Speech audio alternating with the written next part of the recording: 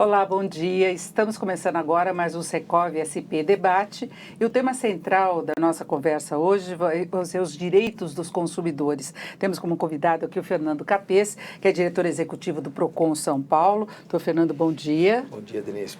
E aqui com a gente também o advogado Marcelo Terra, que é coordenador do Conselho Jurídico da Vice-Presidência de Incorporação em Terrenos Urbanos, aqui do Secov.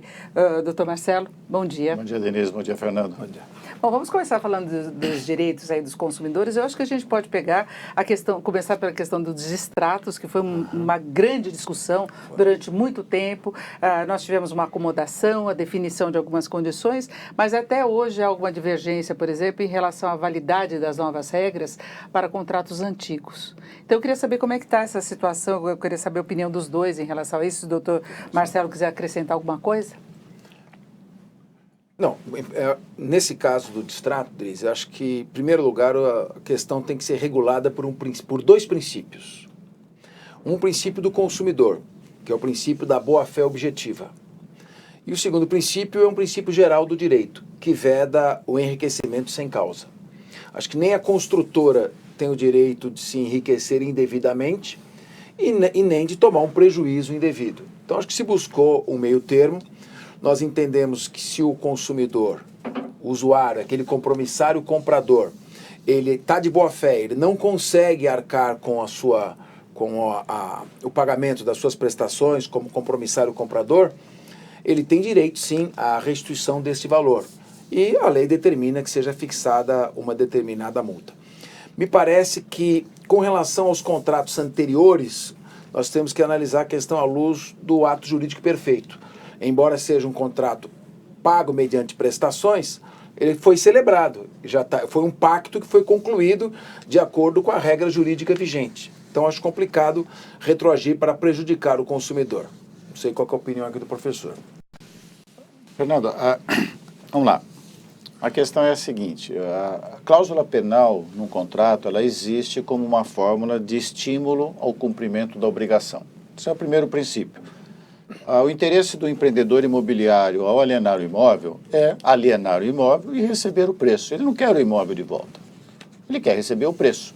Aliás, como qualquer um de nós aqui. Se você for vender a sua casa, você quer receber o preço. Se vender seu apartamento, você quer receber o preço. Mas existem, obviamente, situações de patologia em que o comprador não pode pagar ou ele não quer mais pagar, ele quer simplesmente desistir e tem que haver uma penalidade. E essa penalidade, ela tem que ter uma dimensão que estimule o cumprimento e desestimule o descumprimento. O que nós passamos todos esses anos, e a nova lei veio, eu diria, fazer uma pacificação social, foi estabelecer um percentual de perda, ou, em outras palavras, um percentual de restituição, que buscasse um equilíbrio, exatamente como Fernando disse no início da sua exposição. Esse equilíbrio hoje está, eu uso a expressão, está tarifado na lei federal.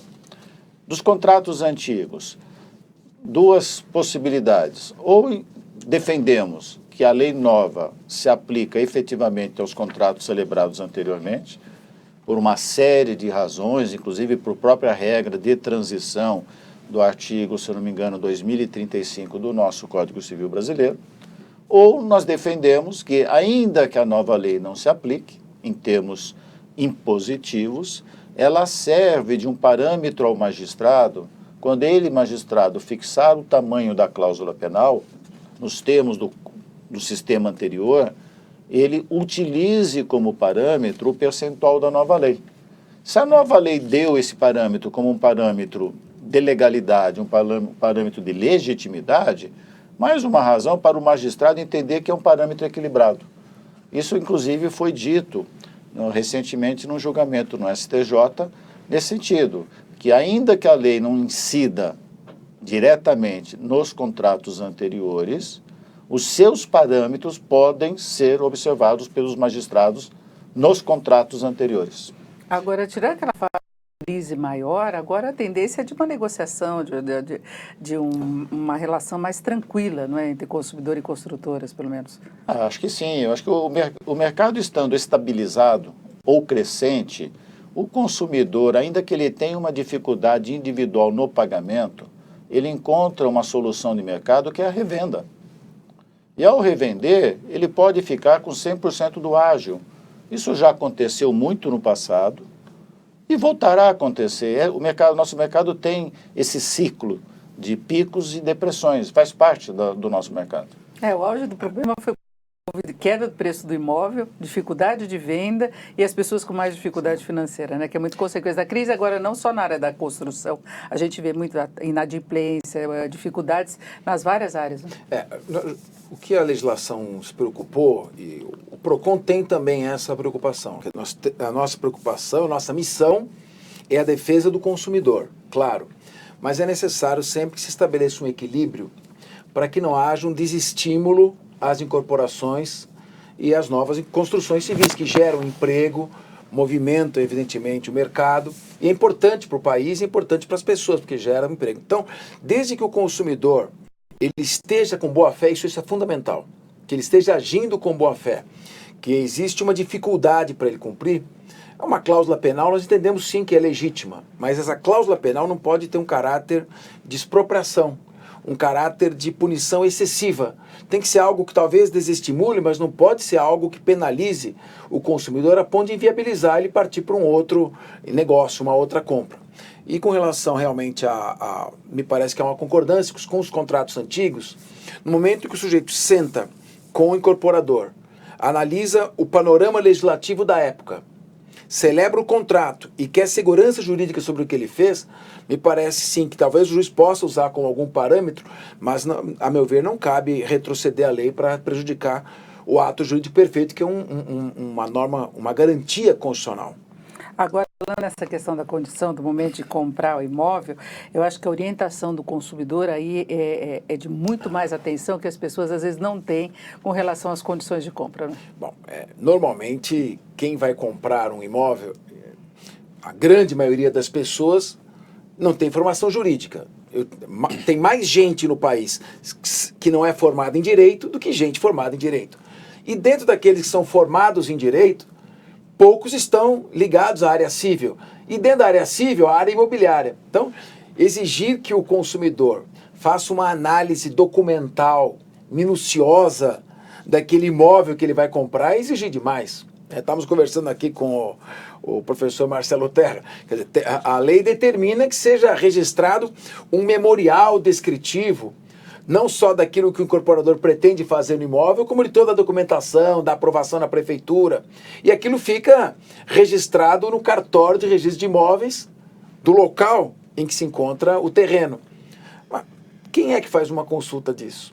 Então o ideal é a pessoa, quando vai fazer uma compra, não se impressionar só com aquele stand bonito, com a conversa correta, mas sedutora, dos corretores, nada contra os corretores de imóveis. Inclusive, quando o deputado estadual, eu fiz a lei que celebra o Dia Estadual do Corretor de Imóveis. Mas é preciso ter algumas cautelas.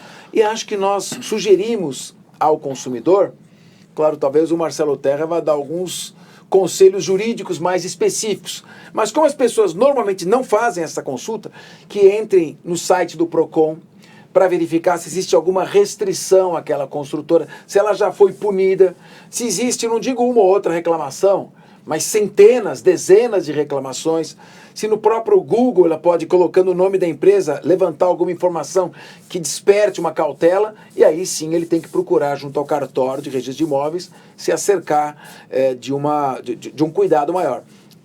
Reconheço, há 30 anos atrás, há 20 anos atrás, no início dos anos 90, quando eu fui procurar comprar meu primeiro imóvel e me dei mal, porque a construtora não entregou, para cá, hoje a legislação está muito mais rigorosa, os órgãos de fiscalização mais eficientes, então é mais difícil que alguém se aventure a lançar um empreendimento para aplicar um golpe. As consequências hoje são muito mais drásticas e eficientes do que eram atrás. Mas eu acho que esse cuidado tem que ser. Consulta no site, levanta a informação de quem está te vendendo o imóvel. Nós já tivemos vários programas aqui referentes, por exemplo, a loteamento, que muitas vezes você tem irregularidades que a pessoa não sabe, aí pegando em outras regiões, municípios, a pessoa compra sem saber se é uma área que pode ter a regularização da obra da maneira adequada, se não é área de preservação. Então, Marcelo, há muitos problemas ainda em relação a isso, né? Tem toda uma legislação para tentar proteger. Problemas existem como qualquer atividade humana, mas se nós pensarmos estatisticamente, pela dimensão do mercado, pela quantidade de unidades alienadas, apartamentos ou lotes, os problemas existentes, eles são localizados. Não é que seja um risco do mercado, um risco sistêmico de mercado. Não é isso, não. Nós estamos falando aqui, na nossa casa, no Secov, São Paulo, de mercado imobiliário formal. As entidades, as empresas aqui associadas e aqui representadas são empresas formais. Malandragem está fora da nossa casa. Tá? Esse é o mercado imobiliário, é um mercado absolutamente acostumado com essa fiscalização, com essa relação com o consumidor. Só lembrando, os loteamentos, a primeira lei federal sobre regulando o loteamento é de 1937, estabelecendo direitos e obrigações de ambas as partes contratantes. A Lei Federal de Incorporações Imobiliárias é de 64, numa época em que a expressão direito do consumidor não era uma expressão do nosso dia a dia, nem legislativo, nem corriqueiro. Mas já era uma realidade desse mercado, esse relacionamento de proteção do adquirente da futura unidade lote ou da futura unidade apartamento. O Fernando colocou na sua exposição um ponto muito importante que eu gostaria de sublinhar. A questão da boa-fé, e eu acrescento da harmonia nas relações de consumo. O Código de Defesa do Consumidor, assim chamado, na realidade, ele é um código de relações de consumo. Ele não é um código de defesa não fundamentada do consumidor. É um código de relação de consumo. E o artigo 4º, o artigo 6º desse código, eles trazem regras da boa-fé, da harmonia da relação de consumo, entre outras, e sempre no sentido de serem bilaterais, uma via de mão dupla. É boa-fé do produtor, é boa-fé do consumidor. E nós vamos encontrar também exemplos de maus consumidores, até com denúncias falsas e com consequências penais contra este consumidor. Então nós temos que olhar esta relação de consumo como uma via bilateral. Agora, Por quê? Porque nós temos que proteger o mercado como um todo. Agora, como é que o consumidor, até o Fernando colocou essa questão de pesquisar na internet, se tem denúncias. Agora, a pessoa quando vai num novo empreendimento, especialmente, eu citava loteamento, porque tem muita coisa que ocorre à margem do mercado tradicional. Como é que a pessoa identifica se é uma empresa idônea, se tem registro, quando vai pegar a planta, por exemplo, loteamento, porque pode acontecer de a pessoa querer dividir uma área que ela tem e fazer. E no passado, agora isso não é mais comum, tinha muita gente que comprava sem ir visitar o local. Né, o lote sabia, ficava na confiança em relação a isso. Hoje não acontece mais, até porque o consumidor tem muito mais preocupação com fraudes e tal. Mas como identificar que está no lugar certo, no caminho certo? Hoje nós temos um instrumental à disposição maravilhoso que se chama internet, para o bem e para o mal. Exatamente, você pode identificar para alguma o bem, coisa lá. Para o bem e para o mal. Só a título de curiosidade, eu falei agora do Decreto-Lei 58, né, de 1937. Ele tem uma regra que está ainda hoje na lei atual, que é a 6766, que fala que o loteador, ele tem que registrar o memorial de loteamento, né, que é um conjunto de documentos e de informações, e nesse conjunto de documentos e informações, ele tem que apresentar um croquis de localização da gleba. E esse loteamento, ele é precedido de um edital que o oficial registrador faz publicar nos jornais da região, dizendo, o loteador X quer lotear uma gleba com o nome de tal, e está aqui um croquis de localização. Sai no edital. Exatamente para que, numa situação de áreas mais distantes do centro urbano, o adquirente ele possa visualizar naquele croquis onde é aquela gleba, até para poder ir visitar. Hoje, com a internet, fica muito mais fácil. Basta dar lá no Google Earth o endereço Ele localiza e aproxima como se estivesse dentro da gleba. Facilitou. Mas ainda a lei continua fazendo essa exigência de um croquis de localização, sempre no sentido de qualidade e de transparência da informação ao adquirente. Agora, Fernando, eu colocar a questão, muitas vezes a pessoa não vai comprar um imóvel novo, né? Ela vai comprar um que já tem empreendimento, e a gente já teve vários casos de empreendimentos construídos em áreas que não poderiam ter sido ocupadas, uma coisa que vem do passado, a pessoa vai comprar um imóvel, apartamento, está numa área irregular e tem muitos problemas. Bom, esse inclusive, Marcelo, eu participei de um livro editado aqui pelo Secov, e um artigo que eu escrevi dentro desse livro era Insegurança Jurídica, o mal do século XXI. Não é possível você fazer uma incorporação, anunciar essa incorporação, fazer publicidade dela, chamar os consumidores, os futuros compradores em instantes, efetuar a venda, iniciar o pagamento, e aí se descobre um vício na tramitação do projeto de lei na Câmara Municipal que leva à invalidação de todo o empreendimento. Então nós precisamos tentar construir, já se falou aqui, o Marcelo Teia fala em harmonia, uma harmonia de entendimento no judiciário que privilegie a boa-fé, a aparência do bom direito e garanta a estabilidade dessas relações de compra. Só em casos muito graves, porque no momento que o sujeito vai fazer a compra, ele tomou todas as cautelas. Não precisa chegar ao ponto de consultar, não é? O croquis da gleba, não é todo mundo que vai fazer isso. Mas como disse o Marcelo Teia, consulta a internet, levanta todas as informações, vai até o site do PROCON, está contratando com uma empresa aparentemente idônea. O próprio Secov dá informações, se precisar, em defesa do próprio setor. Aí, de repente, alguém descobre uma polêmica jurídica com uma tese meramente acadêmica e aquilo causa um estrago social enorme.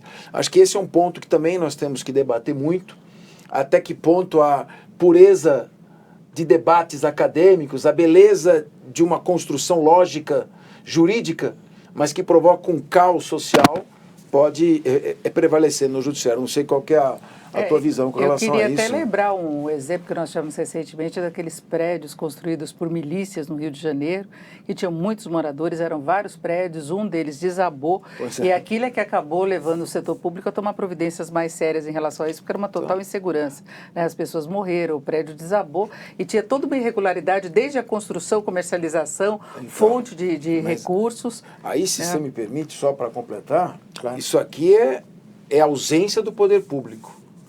A omissão total do poder público de não fiscalizar essas construções em áreas perigosas, em áreas que são de preservação ambiental permanente. E isso, infelizmente, isso ocorre bastante. A gente vê, inclusive, na cidade, em todos os locais. Isso é muito ruim. Demanda uma inação que leva a essas tragédias ou a exploração pelo crime organizado. Eu também tive a honra de participar desse mesmo livro, né, Fernando? Escrevemos na mesma obra. A questão, volto a dizer, os exemplos aqui citados são absolutamente pontuais. Não representam a realidade do nosso mercado, que tem uma fundamental importância no nosso PIB. Nós estamos falando sempre de mercado absolutamente regulado, autorregulado e saudável. Um outro caso, o caso do Rio de Janeiro, citado por você, Denise, é um caso absolutamente fora do nosso mercado formal. Absolutamente fora. E a ausência de fiscalização, a ausência do Estado, foi isso que o Fernando mencionou. O Estado aceitava e fazia a vista grossa. Eu não posso chamar aquele empreendimento de uma incorporação igumobiliária. Não é o nosso mercado. Claro. Não é absolutamente o nosso mercado. Mas existe, né? Não existe, mas não é o mercado regulado com o qual nós trabalhamos. A insegurança jurídica, o Fernando salientou, existe no nosso mercado, na medida em que nós temos uma legislação muito complexa, com sobreposições de normas federais, estaduais e municipais, com textos que carecem de uma clareza de redação, e nós temos pessoas que atacam o empreendimento, alguns empreendimentos, não todos, obviamente, falando, não, mas a prefeitura aprovou, mas não deveria ter aprovado. Ah, mas a lei permite, mas eu acho que a lei não deveria permitir. Isso acontece. Claro. E acontece com um prejuízo enorme para o setor. Enorme para o setor. E nós temos até o próprio setor público cuidando direito dos imóveis que possui. Permitindo invasões, permitindo uso irregular, no caso que não é para moradia, não tem condição de habitação. Isso é um assinte, né? Você vê na própria cidade de São Paulo, muitos imóveis que são da União ou de autarquias federais ficam completamente desocupados, ou outros que têm problemas com herdeiros, que começam a litigar uns com os outros e abandonam completamente o imóvel. Então isso é uma questão que acredito que inclusive o Secov possa atuar como um órgão de consultoria técnica, jurídica, auxiliando e ao mesmo tempo cobrando o poder público para que ele não se omita como tem se omitido ao longo de décadas. Então essa é uma questão muito importante. Agora, no caso de milícias construindo, aí nós chegamos ao extremo do crime organizado, fazendo edificações e vendendo. Aqui nós estamos, inclusive, se você vier pela Marginal Pinheiros, a prefeitura chegou a construir, foi a prefeitura com o Estado, um belo complexo habitacional da CDHU, bonito, ali na chegada da Marginal Pinheiros. O que aconteceu? Os próprios moradores, eu não sei quem, está construindo na frente, estão construindo habitações irregulares, e é necessário que o poder público tome providências para, evidentemente, regularizar essa área. Construções que estão invadindo a via pública. Então, esse é só um exemplo. Você tem habitações irregulares se proliferando em regiões de preservação ambiental, na Mata Atlântica mesmo, e realmente existe uma injustificável omissão. Agora, o mercado formal de incorporação, ele melhorou muito. Hoje, o interesse do empreendedor, do incorporador, é construir, vender o imóvel, terminar a sua obra, o que não acontecia. No final dos anos 80, início dos anos 90, inúmeras incorporações, muitas ficavam, a própria Encol vendia mais unidades do que tinha no prédio. Isso acontecia bastante. Hoje, existe um nível de segurança muito maior. O meu primeiro apartamento que eu comprei foi aquele a preço de custo. Meu sogro falou, você é louco. Você está comprando um negócio que está no chão. Só se compra um edifício depois de erguido. Então era aquela mentalidade de hoje não. Hoje é a melhor maneira de você adquirir um imóvel. Desde o início. Porque existe uma segurança maior. Mas o PROCON, claro. Onde entra o PROCON aqui? O PROCON entra principalmente em casos de abuso. Eu, quando assumi o PROCON, deixei claro, conversei com o nosso governador João Dória, falei, olha, nós temos uma visão, nós temos um lado, o lado é a defesa do consumidor. O PROCON é pró-consumidor, senão chamava pró-forne, seria pró-fornecedor, né? Pró-consumidor. Porém, não terá nenhuma visão ideológica, nenhuma. É puramente técnica e jurídica, fiscalizando o direito e dando a cada um o que é seu. Essa é a função do órgão de defesa do consumidor. Agora, doutor Marcelo, a própria discussão em torno do distrato acabou estabelecendo condições também para a entrega do imóvel em relação a prazos e tudo mais, né? Sim. Essa nova lei, ela, como eu falei, né, ela veio trazer uma pacificação social, na medida em que ela regra com clareza determinadas situações, elimina-se a dúvida, elimina-se a incerteza. Isso significa paz social. Ela traz regra, reconhece o prazo de tolerância, que a jurisprudência... o atraso é até possível, né? O prazo de tolerância, ele não é tecnicamente um atraso, né? Ele é um período em que você consegue entregar a obra sem incidir em penalidades. Né? Por quê? Porque a lei reconheceu, e a jurisprudência já tinha reconhecido, que o procedimento de uma incorporação imobiliária, ele tem um grau de complexidade que foge à mera atuação do empreendedor imobiliário. Há uma integração muito grande com diversos e diferentes órgãos públicos, que naturalmente podem causar embaraços. E essa naturalidade de um embaraço é que a lei reconheceu a possibilidade desse prazo de tolerância, que é um prazo de espera, sem dar a possibilidade de uma penalidade ou de uma rescisão contratual. O PROCON de São Paulo não contestou a lei do distrato. Agora, nós temos vários PROCONs aí no Brasil inteiro, e eu não tenho condições de saber o que todos estão fazendo. Então, eu queria ver se, porventura, pelo Secov chegou alguma informação ao Marcelo Terra de que se houve algum questionamento judicial, se existe alguma polêmica travada em torno dessa lei ou se a questão já está se pacificando. Porque da parte do PROCON não houve polêmica, mas vocês receberam algum tipo de reclamação? Não, eu, Marcelo, não tenho conhecimento de nenhuma ação coletiva, vamos dizer esse nome genérico, a respeito desse questionamento.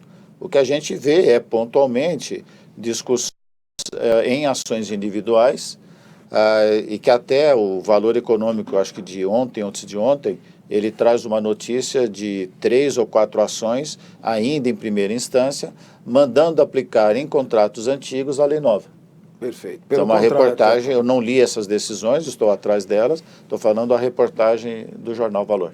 Prevalece discutido, porque foi um trabalho bastante longo, não é? Sim. Inclusive o Secov participou para tentar pacificar uma situação que parecia aí produzindo perdas para todos os lados. Né? O mais importante é segurança, estabilidade.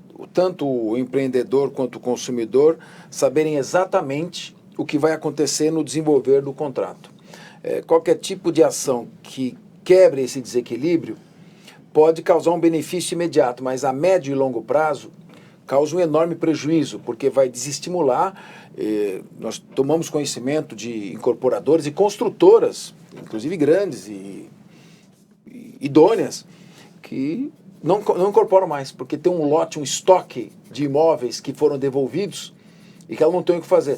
Isso cria um embaraço, um prejuízo para a economia, para a geração de emprego e para os consumidores que querem adquirir novos imóveis. Então, privilegiar a boa-fé objetiva, seja do empreendedor, seja do consumidor, acho que esse é o ponto mais importante. Esse equilíbrio é fundamental. Bom, agora vamos falar do imóvel pronto, a questão de vícios aparentes, vícios ocultos, problemas que aparecem no imóvel depois da entrega, na construção. Como é que ficam as garantias do consumidor? O que ele pode fazer quando ele detecta algum problema? É vazamento, infiltração, queda de blocos de revestimento, problemas desse tipo? Isso é imediato. Nós estamos modernizando o sistema de recebimento de reclamações no PROCON. Nós estamos informatizando tudo. Tivemos até recentemente uma discussão dura com o pessoal que presta os serviços de informática para o PROCON, porque queremos antecipar esses prazos. A ideia é que o consumidor que enfrenta um problema como esse, que dá uma dor de cabeça muito grande, aí ele vai procurar o construtor. Tem construtores idôneos que vão e já resolvem o problema. E tem outros que não vão resolver. Aí ele é obrigado a procurar ou um juizado especial civil ou ele por contratar um advogado. Aí cria aquela polêmica, nosso sistema judicial é extremamente demorado. Então a melhor solução é o caminho administrativo. Ele entrar no site do PROCON, fazer aqui não é uma propaganda, mas uma divulgação para que ele saiba. Né? É um serviço. É um serviço. Entra ali no Google, PROCON SP. Pelo PROCON SP você faz uma reclamação eletrônica.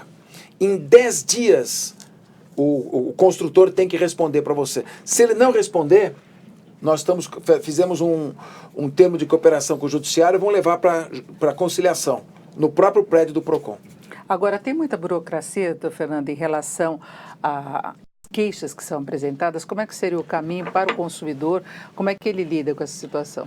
Olha, não tem muita burocracia. Ele faz uma reclamação eletrônica ou por telefone 151, ou ele vai até o PROCON, algum poupa-tempo, e faz a sua reclamação.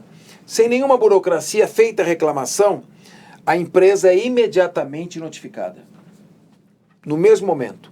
Claro que se ele fizer eletronicamente vai muito mais rápido. Agora, qualquer queixa pode ser encaminhada dessa forma, em relação, por exemplo, o que eu citava de manutenção. E tem alguns casos que é o empreendimento como um todo que tem problema. Por exemplo, no caso de revestimento externo, né, ou de algum vazamento estrutural que o condomínio teria de arcar com custo.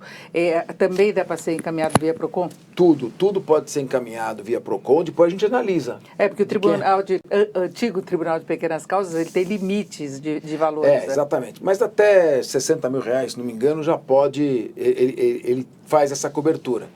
Mas o PROCON, o que acontece? O PROCON faz a notificação, nós chamamos aqui, no setor imobiliário, Nem tanto, mas chamamos todas as companhias telefônicas, instituições financeiras, empresas que fazem venda online, todas assinaram termos de cooperação, se comprometendo a responder no prazo de 10 dias e a atingir um índice de 85% de solução nesses 10 dias. Se não conseguir nos 10 dias, aquilo que sobrar, nós chamamos a empresa para o PROCON, através de um representante, não precisa ir até o juizado especial, e fazemos uma conciliação no próprio PROCON. Para isso nós procuramos o presidente do Tribunal de Justiça, fizemos um convênio, o Tribunal de Justiça vai fornecer conciliadores e o PROCON vai destinar um andar inteiro com vários conciliadores para que a gente possa ter isso num prazo mínimo. Porque se você se propõe a fazer conciliação, mas põe uma pauta de 8, 9 meses, ninguém vai procurar. Então nós queremos resolver tudo em 10 dias, e se não conseguindo, no prazo máximo de 30 dias. É um desafio que estamos propondo e vamos anunciar essas mudanças a partir do final de agosto. Provavelmente nos últimos 10 dias de agosto deve estar pronta uma série de mudanças. Agora, então, Marcelo, como é que fica a posição do lado do construtor em relação a essa garantia da obra, da qualidade, de problemas que venham a ocorrer? A garantia da qualidade da obra, ela está definida seja no Código Civil ou no Código de Defesa do Consumidor. As empresas do mercado formal, repito, elas têm esta preocupação de qualidade, não só pela obrigação legal de entregar o produto com qualidade, como também a sua preocupação individual de imagem, obviamente. Todo empreendimento, ele é acompanhado de um manual do adquirente, um manual técnico elaborado aqui no estado de São Paulo, em conjunto pelo Secov São Paulo e pelo Sinduscon São Paulo.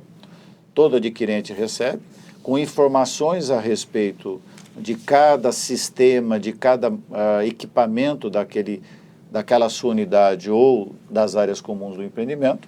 E a recomendação, e lá há a recomendação de manutenção. Muitas vezes o que a gente sente é que a reclamação ela é desacompanhada de uma prévia manutenção. Você falou da questão de fachada, isso é um problema que acontece. Você tem obrigações recomendadas até na norma brasileira, na Associação Brasileira de Normas Técnicas, de manutenção preventiva de fachada, periodicamente. E o condomínio, por razões de desinformação, por razões de custo, o condomínio não faz. E passa aquele período sem fazer, a fachada fica com as chamadas, que se chama sujidades, e essas sujidades começam a causar problema. E quem passa fala, puxa, essa construtora construiu mal. Mas pode ser que a questão derive de falta de manutenção. Então a nossa preocupação sempre é separar o joio do trigo. É ver qual é a reclamação, a procedência da reclamação, saber separar o mau consumidor do bom consumidor, dos abusos existentes que infelizmente acontecem, mas também em menor quantidade, obviamente. Então, é fazer essa separação dessa interlocução. Agora, no caso do vício de origem, ele tem prazo de garantia, não? Tem prazo de garantia, conforme o vício, conforme o defeito, conforme a extensão desse defeito. Aí, eu volto a dizer, nós temos uma sobreposição de legislação, né, o Código Civil, para os vícios que afetem a segurança e solidez da edificação. Nós temos o Código de Defesa do Consumidor, fazendo a distinção entre vícios ocultos e vícios aparentes, cada qual com seu prazo. Nós temos as normas brasileiras, a norma de desempenho, estabelecendo o conceito de vida útil de cada sistema, de cada produto de uma edificação, onde nesse emaranhado de texto nós vamos encontrar essas regras a respeito das obrigações. Agora, estou falando alguma irregularidade, não havia entendimento entre o fornecedor e o consumidor. Até que ponto que vai o PROCON? O quanto que ele tem margem de atuação para obrigar a uma solução? Olha, o PROCON, primeiro, ele vai tentar um contato com o fornecedor. O fornecedor até, em alguns casos, até tivemos várias reuniões com vários fornecedores, mas muitos, quase 100, grandes. E dissemos assim, olha, se não houver má fé, se o consumidor está fazendo uma reclamação de boa fé, a gente pede um pouco de tolerância ao fornecedor. Não ficar restrito, como se diz assim, resistente a uma solução. Não, nós vamos procurar solução em juízo, não. Nós estimulamos que ele resolva a questão com uma desjudicialização, não deixando a coisa chegar no judiciário, porque demora demais. Bom, se em 10 dias ele não resolver, aí nós vamos chamá-lo para uma reunião com o reclamante e com ele. E vamos tentar fazer uma... Bom, superada essa segunda etapa, se não tiver jeito, aí nós encaminhamos o consumidor que está reclamando diretamente para o juizado especial civil. Normalmente, os valores não excedem, porque se são valores muito altos, a coisa se judicializa direto. Então, vai para a sede do juizado especial e já entra direto na instrução. Você não tem aquela fase de conciliação, porque já tentamos aqui. Não precisa tentar de novo lá. Já vai direto para a instrução. E aí a gente analisa se é caso de multar o fornecedor ou não. Em geral, se chega até esse momento, em geral, estatisticamente, é porque a reclamação não tinha fundamento. Porque a experiência que nós temos tido aqui no PROCON, chamando as empresas, é que elas querem resolver. Elas não querem que judicialize aquela demanda ou que haja uma reclamação fundamentada. Por 2 razões.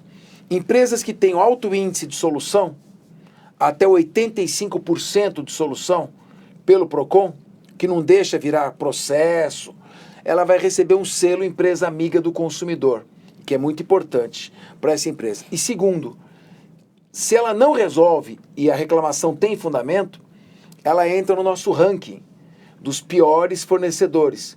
E isso é muito ruim para a imagem da empresa. O PROCON tem cuidado com isso. Tentaram contestar esse ranking na justiça, não conseguiram. Então é ruim essa dupla via. O PROCON tem tido sucesso na solução administrativa, por isso a gente pede, traga a sua reclamação ao PROCON. Muitas pessoas vão a outros órgãos fazer a reclamação, mas esses outros órgãos registram a reclamação e não fazem mais nada. O PROCON não, além de registrar a reclamação, ele vai e tenta conciliar, e quase sempre consegue. Perfeito. E uma última questão que eu queria colocar, que também tem gerado muitas queixas, é em relação à questão de taxa de corretagem, se deve ser avisado o valor anteriormente ou depois. Doutor Marcelo, tem alguma formalização em relação a isso? Porque isso já chegou até em instâncias superiores, né? Já chegou à instância superior e a instância superior já solucionou. Não é? O STJ, a questão 1 ano, 2 anos atrás, ele solucionou e de uma forma vinculativa a todo o judiciário brasileiro, de que a chamada comissão de intermediação em separado, em apartado, é uma contratação legítima, desde que haja qualidade na informação ao consumidor, transparência na informação ao consumidor, de qual obrigação que ele assume ao comprar aquela unidade. Então, por exemplo, 100 moedas, ele sabe que ele está pagando 100 moedas, sendo 96 moedas de preço e 4 moedas de comissão de intermediação. Havendo qualidade da informação, precisão, transparência, antecedência, essa cláusula hoje é perfeitamente admitida. Mas quando eu fui comprar o meu imóvel, fui numa corretora de imóveis. Estou sentado na corretora de imóveis. Esse é o valor, esse é o valor. Vamos assinar o contrato, vamos assinar o contrato. Bom, agora, além disso, você tem que pagar mais 6% de taxa de corretagem. Eu falei, eu não. Não me foi avisado antes. Então, é o que ele falou. Tudo tem que haver transparência, boa-fé, e o consumidor tem um direito básico, que é o direito à informação. Aquilo que é, o que é combinado, como é que é o ditado? Não é caro. O que é combinado não é caro. Então isso é importante. O consumidor tem que estar atento e algumas pegadinhas, a lei exige que a informação seja clara, adequada e ostensiva. Pegadinha, se você está achando estranho, não pague e consulte antes. Desculpe, só para complementar, Denise, a lei do distrato de dezembro do ano passado, ela regra expressamente essa situação. E nessa linha do dever de ser informado que o consumidor tem, e é reconhecido, obviamente, a lei nova exige que o contrato tenha um quadro resumo, do próprio nome é sugestivo, para que ali nesse quadro resumo haja a informação clara, precisa, de cláusulas que a lei chamou de essenciais de informação. E uma delas é a questão da comissão. Ótimo. Com destaque, com clareza. Então, hoje não tem por que o consumidor não ser informado, porque ele só assinará o contrato tendo sido previamente informado, e, aliás, vai estar no quadro resumo.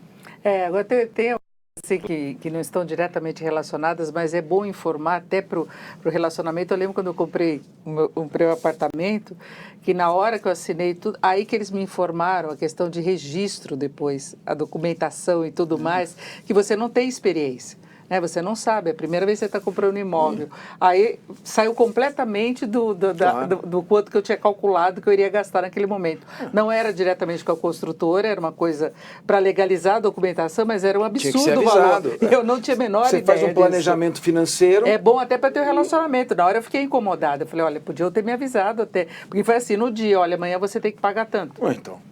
É isso, é esse tipo de coisa. Esse tipo de situação que porque é uma situação aí não é exatamente direito do consumidor, mas é uma coisa do bom relacionamento. A gente tem que considerar que a grande, imensa maioria das pessoas, quando vai fazer a aquisição de um imóvel, ela fez um planejamento financeiro quase ajustado ao preço final ou ao pagamento das parcelas.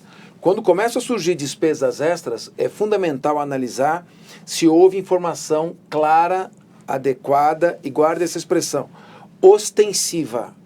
Não adianta ser aquela pegadinha de contrato, que hoje, felizmente, acho que o Marcelo Terra pode falar isso com muito mais propriedade, hoje tem diminuído muito. Os chamados golpetos, né, que é aquela esperteza do vendedor, tem diminuído bastante, porque a legislação é atenta a isso. O Código do Consumidor considera o consumidor parte vulnerável, sempre ele é parte vulnerável na relação, tem inversão do ônus da prova, ele tem direito à informação, então tudo isso tem que ser levado em conta. Eu só complementaria, né, mais uma vez insistindo nesse ponto, que no mercado formal não há golpes, golpetos nem golpinhos, né? E as despesas de transmissão da propriedade, de aquisição, elas estão definidas em lei mas como de responsabilidade. Mas como de responsabilidade do adquirente. Né? Isso está. Tem o imposto de transmissão, se for ato notarial, tem a escritura, os emolumentos de tabelião, o registro imobiliário, seja instrumento público ou seja particular. Como de responsabilidade do adquirente. Só para bom relacionamento. Eu acho que sim, diminuiu bastante, não é que não existe. Hoje, e diminuiu muito, hoje você vê, não tem como negar a realidade. Os empreendedores, os novos incorporadores, têm um nível de seriedade muito maior. Mas você volta, não muito tempo, 2 prédios em São José do Rio Preto desabaram. A população, os compradores, os moradores tiveram que sair e o prédio caiu. Isso aconteceu nos anos 90, foi, aliás, final dos anos 90. Então, existe ainda, aconteceu comigo, eu considerei aquilo uma esperteza. Eu estou para comprar o imóvel, na hora, você que tem que pagar a taxa, mas não é o vendedor que paga, eu que tenho que pagar. Então, criou uma situação, tiveram que chamar um advogado da área para me explicar, ele tinha sido meu aluno, inclusive, eu acabei não pagando, eu não paguei. Então, é evidente, a expressão golpeto é um pouco forte, ela não se aplica à imensa maioria daqueles que estão no mercado formal. E é isso que a gente tem que procurar, separar o joio do trigo. O bom empreendedor, ele é um fator positivo para a sociedade. Ele não pode ser tratado com preconceito e nem tratado como alguém que vai provocar um malefício. Ele está provocando um benefício. Está gerando emprego, está transformando a cidade, gerando a possibilidade das pessoas adquirirem novas moradias. Então, o que o PROCON faz, ele fica muito atento à boa-fé. Sempre a boa-fé é importante e fundamental. Ninguém se enriquecer às custas de ninguém indevidamente. Agora, também, eu acho que é bom a gente ressaltar que o Secov tem uma câmara de mediação, né? Sim. Para auxiliar qualquer dúvida e encaminhamento pode ser feito também através do Secov. Deixa eu só, porque deu uma polêmica enorme. Na época era o presidente do Secov, acho que o Hubert. O Hubert é vice-presidente. Mas na época, lá atrás, quando eu, como deputado estadual, eu propus a criação do PROCONDE, que era o PROCON dos condomínios. E aí, não, já tem a Câmara de Mediação, o PROCONDE acabou não sendo sancionado. Ele foi aprovado, mas foi vetado. que seria um PROCON para a relação. Agora, no PROCON eu posso fazer isso que pretendo fazer. Mas a gente estimula sempre aqui, até ajuda o PROCON, procurarem as câmaras de mediação do Secov, porque faz uma negociação direta, podendo e havendo disposição do fornecedor de sentar diretamente e conversar. O PROCON não faz questão de ser o intermediário nessa relação. A gente quer que o consumidor fique satisfeito. Então as câmaras de mediação são muito boas e a gente estimula que sejam usadas. Então, nós vamos fechando por aqui o nosso Secov SP Debate de hoje, que contou com a presença do Fernando Capês, que é diretor executivo do PROCON de São Paulo, e também o Marcelo Terra, que é coordenador do Conselho Jurídico da Vice-Presidência de Incorporação e Terrenos Urbanos do Secov São Paulo. Muito obrigada aos dois, Obrigado, Fernando. Denise. Obrigado, Fernando. E obrigada a vocês que estiveram com a gente até agora. E eu lembro que a íntegra do programa fica depois disponível no canal do Secov e também no Facebook. Até mais.